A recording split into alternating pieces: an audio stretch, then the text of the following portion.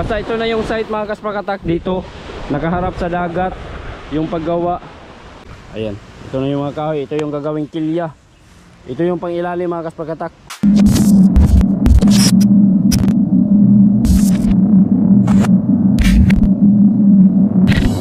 Pangago. Hello, yo, what's up mga kaspakatak? Wala tayong magawa ngayon. So pasyal muna kayo, ipapasyal ko kayo mga kaspakatak dun sa site, sa lugar kung saan gagawin yung bangka. Puntahan natin dahil siguro bukas or sa makalawang araw sisimulan na yung paggawa mga kaspakatak. So silip lang muna tayo, silipin natin yung area kung saan. Tanungin natin si Boss Nanoy mamaya kung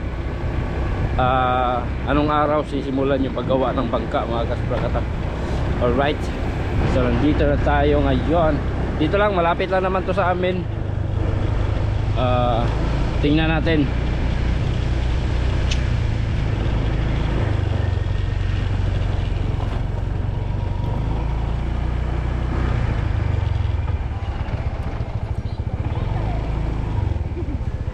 Mingaw lagi tayo, mingaw. Kano saan sugdag gama, bay? Ahog man ang sugod? Karapong, sila karapong. Hindi na nakani. Kanoy? Nga? Wire din eh. Oh, lagi wala pa. Ako pa inot. Oh, paano na to nako? Hindi man ako mag-series kanini. Oh. Wala mo sa istorya. Sige lang kay ngita ko wire ron. Ay mga kaspakatak, isa si Busyong sa gagawa nitong bangka, yung nandun. Silipin natin yung mga kahoy na kakarating lang, bagong dating mga kaspakatak. Ayan, nadagdagan na yung mga kahoy. Tingnan nyo. Alright, so eto na. Eto na. Ayan mga kaspakatak, ito yung site. Dito siya gagawin, no? Dito siya gagawin itong bangka na bago mga kaspakatak. Ayan, kumpleto na yung mga kahoy. Meron na din mga bagong dumating dito. Ayan, ito. Ano na siya, no? Hindi siya gaanong kahaba. Siguro nasa mga 6 feet lang yata ito ka taas. At meron pang mga 4 feet. Ayan, mga bagong kahoy na dumating. So hindi lang natin na-videohan mga kaspakatak yung pagdating ng mga kahoy, yung mga ibang kahoy dito. Kasi hindi ako naka-monitor sa mga kahoy. Iba yung inutosan ni Boss Nanoy sa pagbili ng mga kahoy. Hindi sa akin naka-assign. hindi sa akin naka-assign yung mga ibang mga kahoy na kailanganin dito. Pero si Boss Nanoy, siya yung nakakaalam lahat. So pwede din niya tayong utusan, no? Gaya nung paglagay ng mga wire na kailangan na kuryente dito mga kaspakatak, kasi mag-series lang daw kami doon sa isang tauhan namin. Siguro mga ilang meter kaya itong kailangan natin gamitin dito, no, na wire. PDX kaya or mas mahal kasi yung PDX, medyo malayo naman, no? Mga ilang meters kaya to. Kaya to mga 30 meters or higit pa. Mula rito patungo dun sa bahay ni Pedro. 30 meters na wire. Service drop na lang kaya, no? Or delikado din pag service drop. Tingnan na natin mga kaspakatak. Baka bilhin lang tayo ng bilhin na lang tayo ng isang box na PDX wire. PDX na lang. Total meron namang mga puno ng mga niyog dito. Sabit na lang natin para hindi tayo makaantala sa mga dadaan, lalo na pa tatawid ng karsada. Ayan. So bukas na pala sisimulan ang paggawa ng lansa. So abangan nyo mga kaspakatak, antabayan na natin ang mga kaganapan dito. So ito yung site, ipakita ko lang sa inyo yung mga kaspakatak, itong site dito. So tingnan pa natin dito kung saan banda. Hanapan pa ni Boss Nanoy kung saan banda siya gagawin. Kasi meron mga kahoy din dito, may mga punong kahoy. Kailangan talaga mga kaspakatak, yung hawan ba, para pagbaba ng bangka, smooth lang siya. Ayan ang tubig oh. Ayan. Gagawa pa siguro si Boss Nanoy yung mga panday ng ano, ng mga patungan dito, sa banda dito. Pero may mga kahoy. Ayan, may mga kahoy oh. Puputulin pa siguro yan. Pero kailangan magpaalam muna sa may-ari nitong lupa. Ayan mga kaspakatak. Tulad ngayon oh, high tide. No, napaka high tide. So, madali lang siya ibaba. Siguro pagbaba, pag-usapan natin yung pagbaba ng bangka. Hindi man siya dapat diyan sa sasaya diyan sa tubig, pero at least pagbaba siguro kailangan lang ng ano, kahit dalawang buti or isang bangka lang, hihilain lang yan, tapos may mga tao, madali lang yan. So hanapan pa dito kung saan talaga na ipipwisto dito. Yung basta ito na yung site mga kaspakatak, dito nakaharap sa dagat yung paggawa. Ayan, tapos ang mga kahoy kumpleto na din. Alright, so ano lang to na, quick update lang to mga kaspakatak sa gagawing bangka ni Boss Nanoy. Ayan, ito na yung mga kahoy, ito yung gagawing kilya. Ito yung pangilalim mga kaspakatak. Kumbaga ito yung pundasyon ng mga ang tawag dito, ligason o gusok. Ayan, itong mga niyog, mga round timber, ito yung silbing patungan ng bangka. So yung mga kaspakatak, ang panday kasi iba kasi yung panday, no? Kung kami lang gagawa, kung sa amin ang gagawa, si Boss Nanoy yung gagawa mga kaspakatak, alam ko na yung mga diskarte ni Boss Nanoy. Alam na natin kung paano niya gagawin itong bangka, no? Pero iba yung panday, kumuha nga pala siya ng panday mga kaspakatak para hindi napapuntahin dito yung mga tao na gagawa dati ng mga bangka namin, ng mga bangka ni Boss Nanoy, no? Kasi yung ibang mga tauhan na gagawa ng bangka dati, taga Negros yun, taga Negros, pero mga tauhan lang din yun, ni Lula. So kumbaga nagsweldo lang siya araw-arawan yata yung sweldo ni Lula, no? Per day yung pasweldo niya sa mga tao na mga tauhan niya dati. So ngayon ano na yung kontrata ni Boss, na kumuha na siya ng panday talaga. Nagkontrata sila ng ano, pinakyaw niya ng 300,000 ang paggawa lang nito. So mag-comment kayo dyan mga kaspakatak kung medyo malaki lang ba or tamang-tama lang ba para sa mga panday. Sino ba yung kung okay lang ba sa side namin or sa side ng panday, no? Kasi hindi biro itong mga kaspakatak, medyo matagal-tagal din to. So okay din naman yun sa panday para matulin yung paggawa nila ba. Nasa kanila kasi yun yung ano, yung kasi nakakontrata, no? So si panday na yung bahala sa mga tao niya, no? Kasi siya lang din yung kukuha ng tao na tutulong sa kanya. So nasa sa kanya yun kung magkano yung isasahod niya sa mga tao niya. Ay, hindi biro itong paggawa nito mga kaspakatak. Kailangan talaga ng mga tao dito, lalo na pag buhat nito mabigat. Kailangan ng mga tao to talaga, mabigat to. So abangan natin to mga kaspakatak, ang simula ng paggawa nito. Ayan, so anong araw ngayon? Pitsa 13 ng Agosto. So bukas 14, ang unang gagawin siguro nito ay magawa pa siguro sila ng layout or patungan para maplastar ba. So titingnan pa dito kung saan. Ayan, so halos kumpleto na talaga mga kaspakatak. Tingnan nyo ang lalaki ng mga kahoy, oh. Talagang yung mga dito, mga sizes nito, mga size ng mga kahoy, ang nagsuggest nito ay yung panday at saka yung si Boss Nanoy. Sila lang yung nag-usap, sila Boss Nanoy, sila lang yung nag-usap kung gaano kahaba o kung ano yung mga sizes ng mga kahoy. So alam na nila yun. Pero magtanong-tanong pa din tayo mga kaspakatak. Magtanong pa din tayo para malaman natin, no? Kasi nag-ano lang ako, kumbaga agad lang ako ni Boss Nanoy. Tapos nagpaalam na din tayo kay Boss Nanoy na pwede ko ba itong i-vlog para makita nyo mga kaspakatak. Ayan. So ito yung mga kahoy na nadagdag. Ayan, nadagdagan na.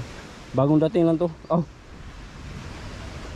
Nandito na ito dati, no? Nung naglagay kami, pero kunti pa lang siya. Nadagdagan na siya. Nadagdagan na yung mga kahoy. Eh mahogani lang naman yan, okay lang yan. Walang problema yan. Mahogani lahat ng mga kahoy nandito. Mga mahogani lang nagagamitin. Pwede na yan. Ito lang yung mga siguro star apple yata to. Kahit tanungin pa natin si Nanoy. Hindi kasi ako masyadong hindi ko kilala ng mga kahoy. Ayan, halos kumpleto na yan mga kaspakatak. Konti na lang. So ito yung site.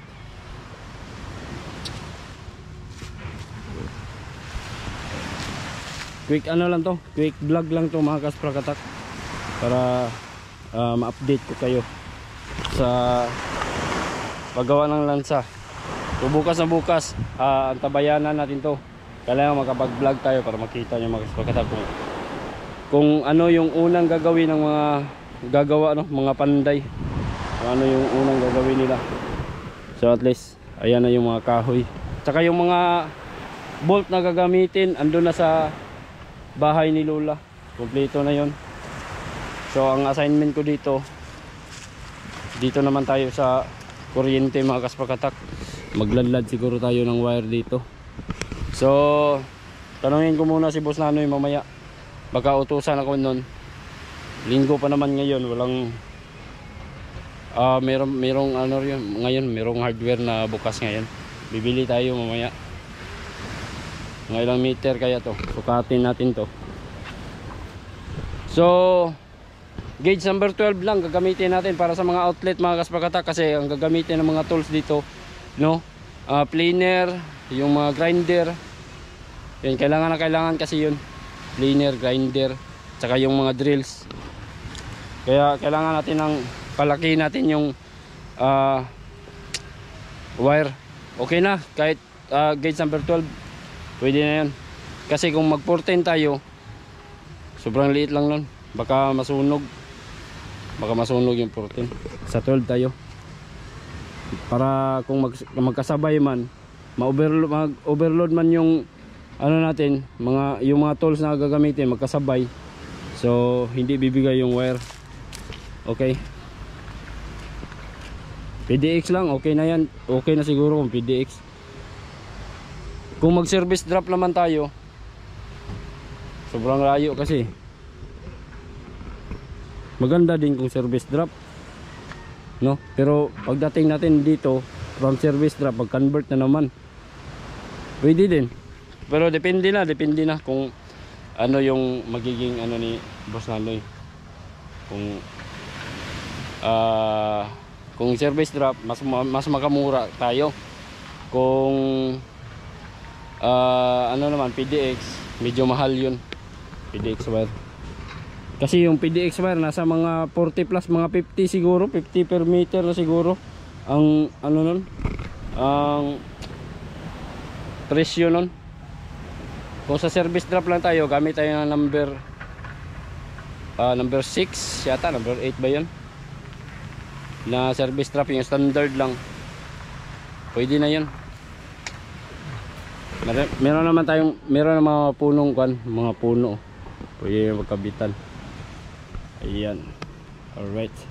So ito na yung mga kahoy, kompleto na. Ito nadagdag to, bago lang to na dumating, at saka yung mga ganyan, kasi nung naglagay kami dito ng kahoy, nitong mga kahoy ng niyog, wala pa yan, wala pa. Tuwing gabi lang kasi yan i-deliver ng mga na kontrata ni Boss Nanoy, para iwas sa harang ba. Ayan, Ito mga mahogany lang to. Pwede na to. Ito. Tulad nito. Hindi naman siya mahaba, no? So si Panday na yung bahala. At least mga kaspagatak, masubaybayan natin kung masundan natin kung ano yung diskarte ng Panday, paano niya gagawin ng bangka, kung ano yung forma. Sana meron siyang ano, no, meron siyang layout or drawing man lang ng bangka. Alright. So tanungin din natin kung meron ba siyang, kung si Panday, kung meron ba siyang ano, license, boat may anong tawag na sa lisensya ng mga gumagawa dito. Basta meron yun mga kaspagatak. Boat, anong tawag doon? Boat may nalimot ko. Basta yung mga ganon, may mga lisensya yan. Pero pagkakalam ko mga kaspagatak, merong lisensya yung ano, yung kumbaga engineer ba, gagawa ng mga bangka. Kasi sa sobrang tagal na, sa sobrang dami na bangka niya nagawa niya, kailangan kasi yun para magiging legal lahat. Alright. So pasensya na, hindi ko masabi lahat ng mga detalye, no? Kasi for the safety lang po. No, ayan. At least ang akin lang dito, pinakita ko sa inyo yung site kung saan gagawin yung bangka. Basta dito na yun. Yan. Alright. So yung mga kaspagatak, quick update lang to. Quick update lang para ano, makita nyo. So yun lang mga kaspagatak, maraming salamat. Sana subaybayan nyo itong gagawin kong serye ng paggawa ng bangka, bagong bangka ni Lola, ni Boss Nanoy. Ano siya, isa siyang fish carrier siya mga kaspagatak. Kasi yung fish carrier na ano, si Raisan pala yung operator nito.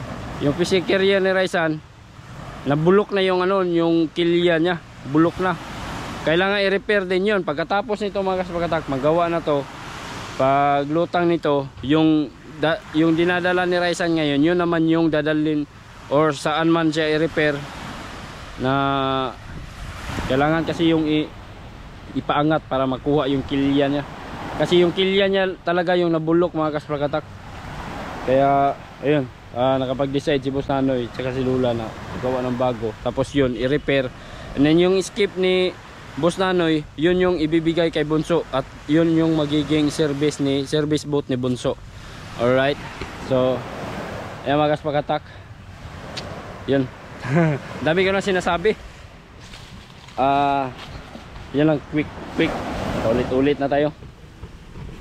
Pinapasilip ko lang sa inyo yung site. Ayan. Nakaharap tayo sa dagat para pag lutang, madali na lang. Alright, so yun lang mga kaspagatak. Maraming salamat. At sana subaybayan nyo tong serye na to natin. Alright. So see you na lang sa next video. Pero mga kaspagatak, kahit nag-ano tayo dito, nag-serye tayo, mag-upload pa rin tayo ng mga kaganapan doon sa halimbawa, sasama ako ng laot or doon sa pier, yung mga huli, mga update doon, i-upload pa rin natin. At ito, siguro gagawa ako ng bagong ano nito, playlist, no? Playlist para sa paggawa ng bangka, para pag i-ano nyo, i-play nyo, tuloy-tuloy. Alright. So yun lang. Maraming salamat mga kaspraki. So nag 20 minutes din tayo. Thank you so much. Sana magsubaybay kayo. At yung hindi pa naka-subscribe, sana mag-subscribe, no, para masubaybayan nyo to mga kaspagatak.